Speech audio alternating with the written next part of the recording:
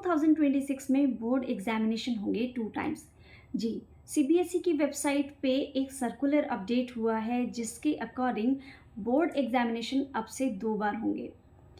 सो जो first examination है वो मंथ ऑफ फरवरी में होंगे और जो सेकंड एग्जामिनेशन है वो मंथ ऑफ मई में होंगे।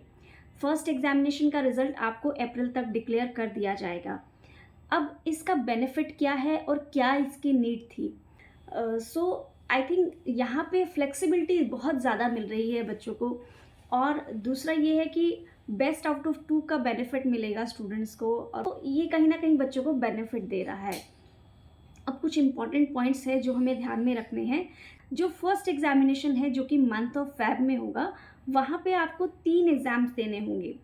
एटलीस्ट 3 एग्ज़ाम्स तो आपको देने ही होंगे। आप सारे एग्ज़ाम्स भी दे सकते हैं बट एटलीस्ट 3 एग्ज़ाम्स आपको वहाँ पे देने होंगे।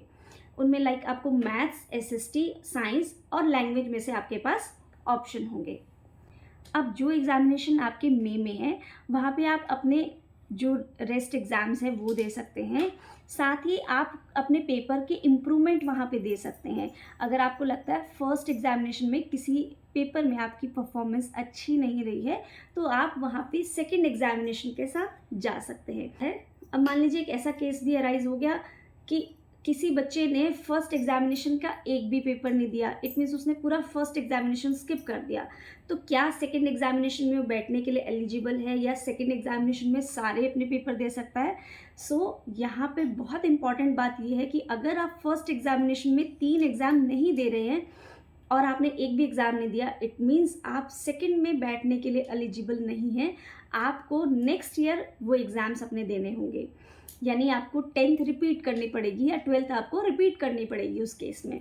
और अगर आपको फर्स्ट एग्जामिनेशन में ही आपको लगता है कि मेरी परफॉर्मेंस अच्छी रही है, सारे पेपर आपके बहुत अच्छे हुए हैं, तो उस केस में क्या करें?